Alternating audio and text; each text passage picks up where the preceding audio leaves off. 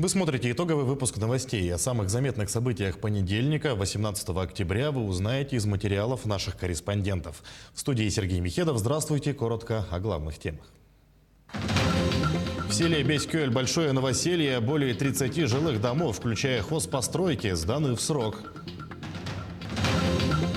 Эпидобстановка по коронавирусу в Нерюнгринском районе усложняется, отмечают прирост заболеваемости на 30%. Они помогают свершиться чуду. В Республиканский день матери и Российский день отца в перинатальном центре на свет появились 13 малышей. Расскажем о призвании акушера. Перепись стартовала. Сегодня переписчики отправились по квартирам и домам. На какие вопросы придется ответить и как распознать настоящего переписчика. Хапсага и вольная борьба. Новые спортивные секции появились в Ленске, и посещать их можно абсолютно бесплатно.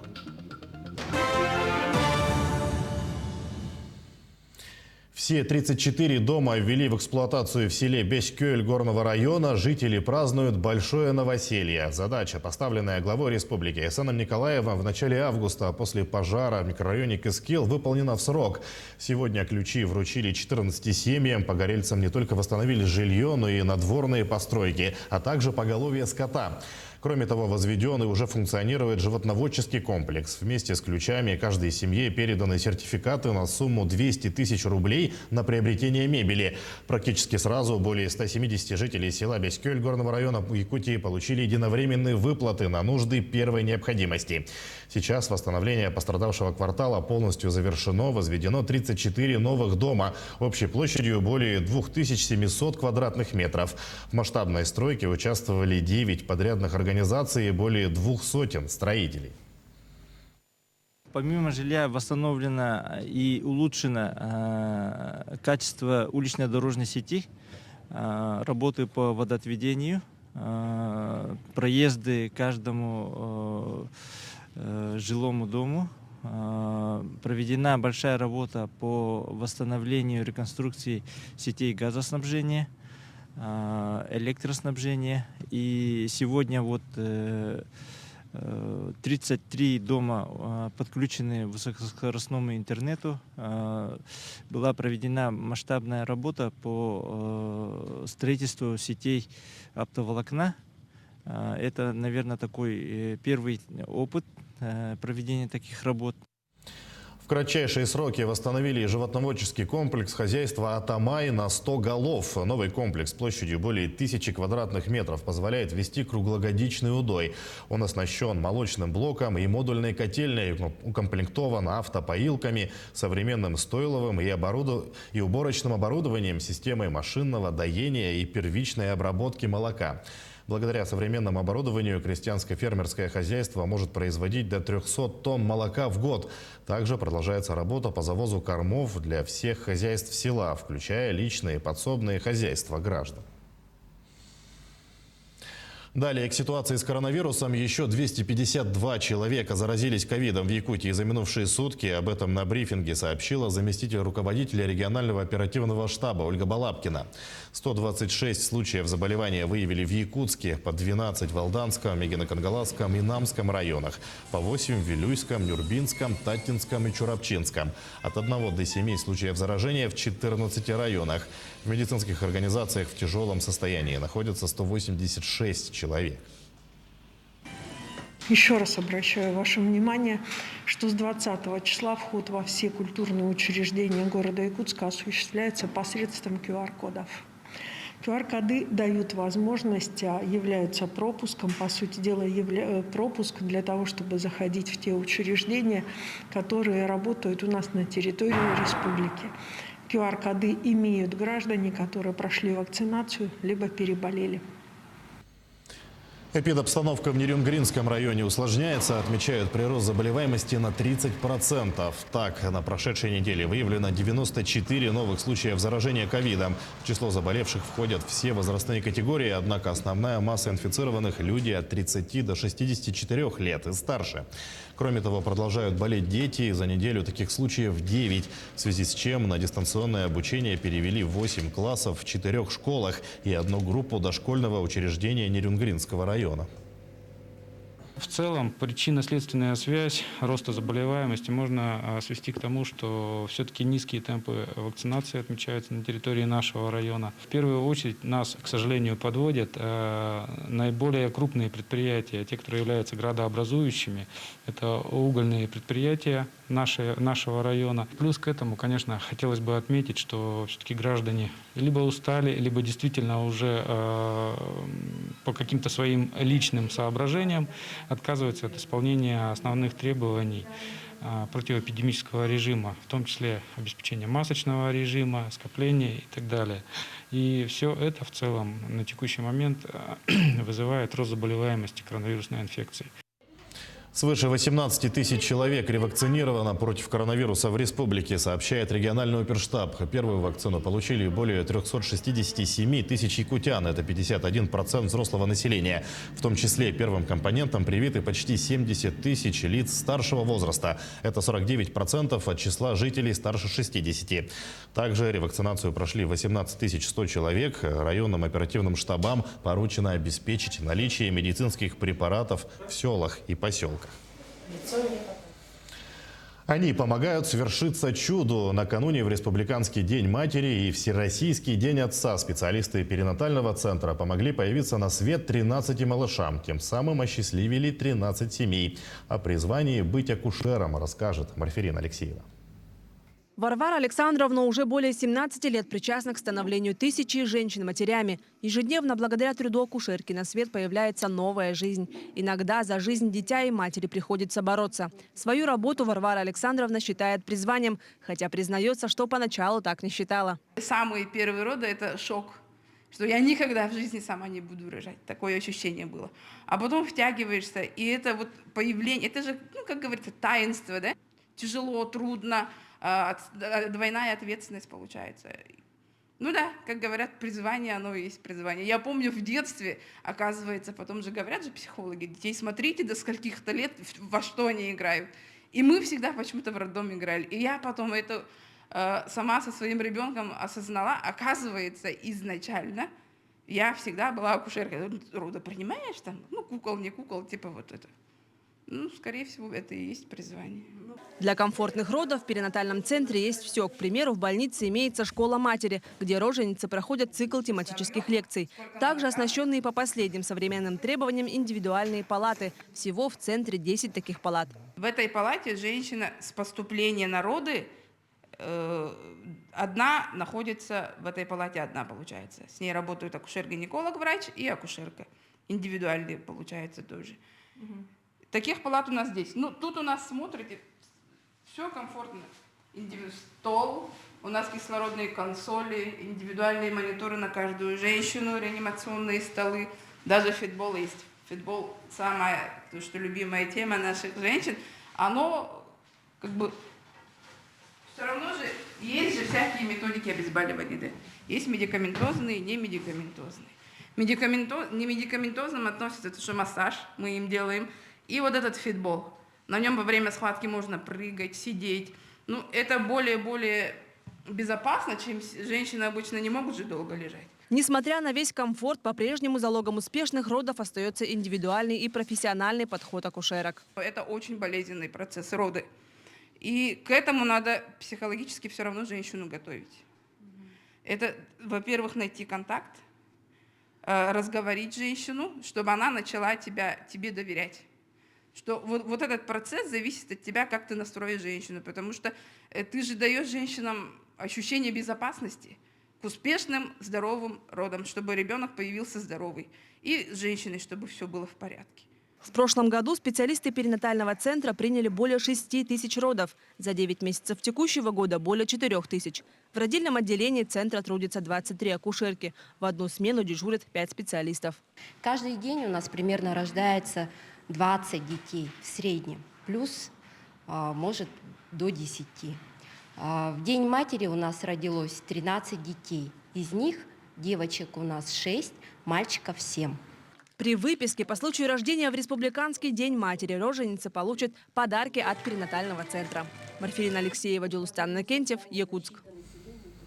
И в продолжении темы максимальный размер пособия по уходу за ребенком в следующем году вырастет до 31 200 рублей. Увеличится и минимальная сумма выплаты по уходу за первым ребенком на 5,8%. Таким образом, минимальное пособие составит почти 8 тысяч рублей. Индексация выплат по уходу за ребенком начнется с 1 февраля. Отметим, что в текущем году минимальный размер пособия при родах составляет 58 800 рублей, максимальный – 340 800 рублей. В Якутии заработали стационарные участки и переписи населения. Помимо этого, с сегодняшнего дня переписчики начали ходить по домам и квартирам. На какие вопросы придется ответить и как распознать настоящего переписчика, выяснял Евгений Тайтонов. Всероссийская перепись населения стартовала 15 октября. На прошлой неделе жители страны получили возможность самостоятельно пройти процедуру на портале государственных услуг. Ну а сегодня в зданиях Почты России, кассах Энергосбыта и офисах МПЦ открылись стационарные участки. Всего по Якутии их более 100. Я работаю допоздна, и поэтому, чтобы дома не сидеть, ждать переписчика, когда придет, какой день, я же не знаю. И поэтому и по шаговой доступности от работы это близко, это удобно. Вот время выбрала и зашла, и переписалась. Якутию разделили на 276 переписных участков. По адресам будут ходить порядка 2000 специально обученных переписчиков. Красно-синий шарф, голубая жилетка, темно-синяя сумка с символикой всероссийской переписи населения и планшет. Вот отличительные черты переписчика. Постучались в дверь, я открыла, показала свой паспорт, удостоверение. Был, как положено, был в маске, в защитных перчатках. Паспорт у меня не попросили, просто в планшете, в общем, забили, спрашивали вопросы, я отвечала. То есть у меня никаких документов не спрашивали. И длилось, наверное, минут, 5, 10. Ага. Переписчик не обязан требовать какой-либо документ. Он задает гражданам утвержденные 33 вопроса и фиксирует их на планшете, 23 из которых общие, такие как пол, возраст, семейный статус, язык и национальность. Остальные 10 касаются жилищных условий. Переписчик прописывает с помощью планшета, прописывает по факту проживания, никаких документов не требуется. Там вопросы могут быть самые элементарные, простые. Национальность может там, каким языком владеет, сколько человек проживает в семье и так далее. Самостоятельно переписаться на портале государственных услуг можно будет до 8 ноября. А те, кто не успел, вплоть до 14 ноября могут посетить стационарные пункты или же ждать переписчиков на дому. Евгений Тайтонов, Артем Алексеев, Якутск.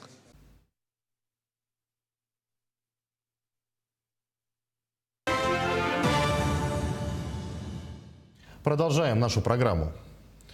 Устойчивый лед на реке Лени образуется у Покровска и Якутска, передает УГМС. На участке Покровск-Якутск в сроки, близкие к норме, началось устойчивое ледообразование. Также на неделю позже нормы лед образуется в нижнем течении. У гидропоста Кюсюр, говорится в сообщении. В Ленском и Алекминском районах идет шугоход различной интенсивности, за исключением гидропоста Нюя, где наблюдают забереги. Отмечается, что в ближайшие сутки-двое там также ожидается устойчивое ледообразование. Кроме того, ледяная шуга нарастает на всем протяжении реки Алдан.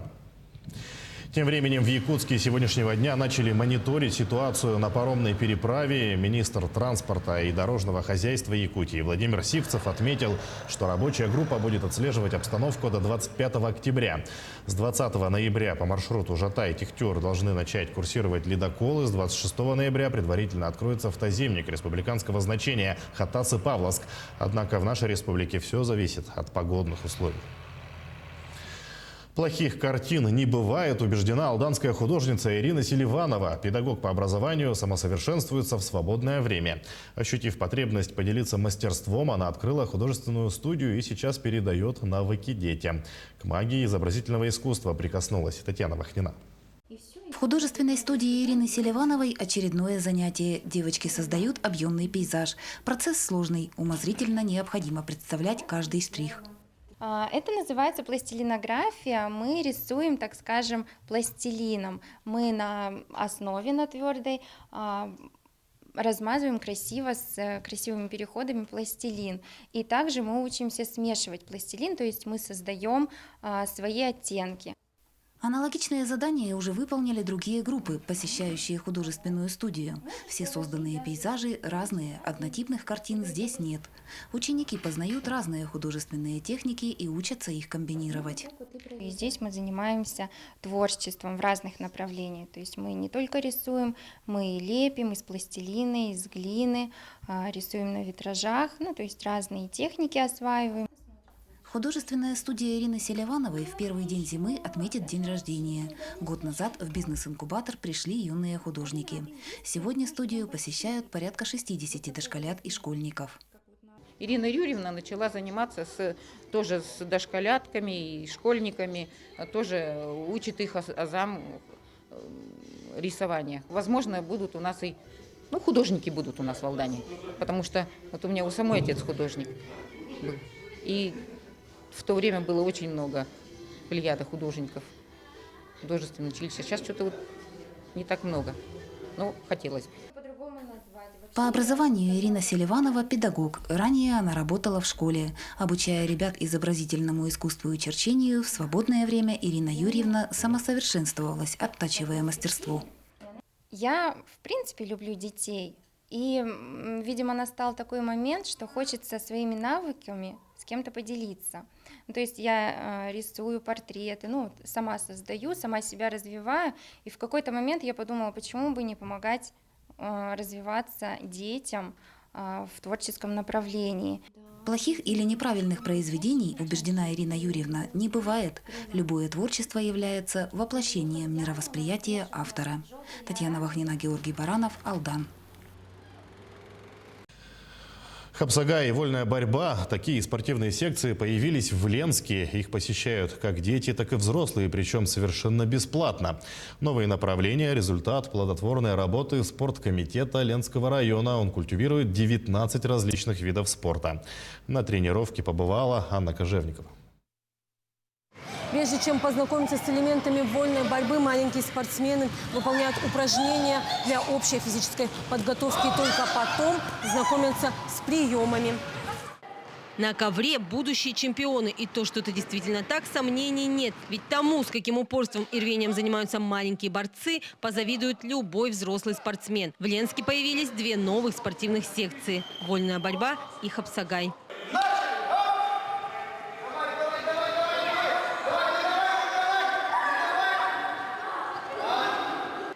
Занятия проходят в спортзале «Карат» в микрорайоне Северный. В секции «Вольная борьба» 3 группы детей, а вот хапсагаем занимаются даже взрослые. Много взрослых, около 20 человек, а детишек больше 30, где-то 40. Здесь, можно сказать, качество, как сказать, быстрота, ловкость и сила. Вот и все в вольной борьбе. А по хапсагаю тоже так же. Хапсагай и вольная борьба – схожие виды боевых искусств, но все же есть и отличия. В национальном виде спорта используется оригинальная техника исполнения проходов в ноги и бросков через грудь – халбарыи по-якутски. Многие приемы соединены в многоступенчатые комбинации. Распространены такие, как сваливание соперника захватом головы и ноги – тюрген и передняя подсечка – халбарыян тебии.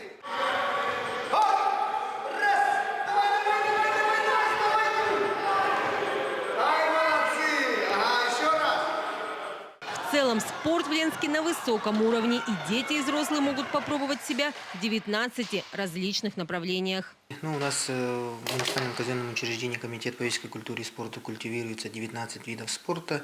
Это игровые виды спорта, единоборство, настольный теннис, фитнес-аэробика, тяжелая атлетика, пауэрлифтинг. По решению главы нашего района все наши секции, все пункты проката у нас работают абсолютно на бесплатной основе. И если в сложившейся эпидемиологической обстановке массовые мероприятия сегодня под запретом, то свободное посещение спортзалов и секций пока не отменялось. Анна Кожевникова, Виталий Андреев, Ленск. Идем далее. Якутские режиссеры отличились на Варшавском кинофестивале. Так, якутский фильм «Ит» Дмитрия Давыдова и Степана Бурнашова получил специальную награду жюри, завершившегося в польской столице Варшавского киносмотра. Всего в главном международном конкурсе принимали участие 15 лент из разных стран. В кинотеатрах Якутии фильм выйдет в прокат 21 октября. 16 числа мы узнали о том, что получили 2 приза. Приз получал один из авторов, Дмитрий Давыдов. И отрадно, что нам дали 2 приза. Это специальный приз жюри, и второй приз — это очень ценный для нас приз ассоциации ЭТПАК. Это ассоциация азиатских кинематографистов, продюсеров, дистрибьюторов.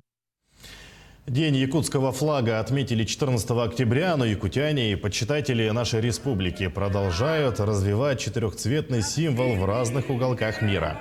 Якутский флаг реет меж гор Кавказа, у Черного моря, в Грузии и Армении. У жителя Осло Джонни Басса и вовсе якутский флаг висит на постоянной основе. В своей норвежской квартире он соорудил якутский уголок. Джонни посетил нашу республику около 10 раз. В 2016-м он даже был волонтером международных игр «Дети Азии». С большой любовью и трепетом он относится к культуре коренных малочисленных народов. Арктику и российский север считает самым чистым краем на планете. Норвежцу не терпится вновь насладиться красотами нашего края. Он с нетерпением ждет окончания пандемии. Якутия и Арктика – это идеальное место для жизни. Место, где можно жить вместе с Матерью-Землей. Мой друг из Осло спрашивает меня, почему ты не живешь в Якутии, а живешь здесь? И говорит, иди, езжай в Якутию. Мне нравится российский север, прежде всего из-за людей, потому что они дружелюбные и отзывчивые. И в завершении о погоде в Якутии. Сильный ветер и морозы прогнозируют в ряде районов республики завтра. По данным синоптиков, в западной части Якутии ожидается небольшой снег. В Оленёкском, Ленском, Мирнинском, Вилюйских районах умеренный, в Алданском местами сильный. Ветер порывистый до 8-13 метров в секунду. В Ленском, Алекминском, Мирнинском районах местами до 17 метров в секунду, говорит в сообщении. Температура ночью на западе -3, +2. В центральных районах также возможен небольшой снег. Температура ночью -4, -9. При прояснении -10, -15 градусов. На востоке Якутии преимущественно без осадков. Температура ночью -20, -25. Местами до -30. Днем -10, -15 градусов. Таким наши корреспонденты увидели уходящий день. Мы следим за развитием событий. Оставайтесь с нами.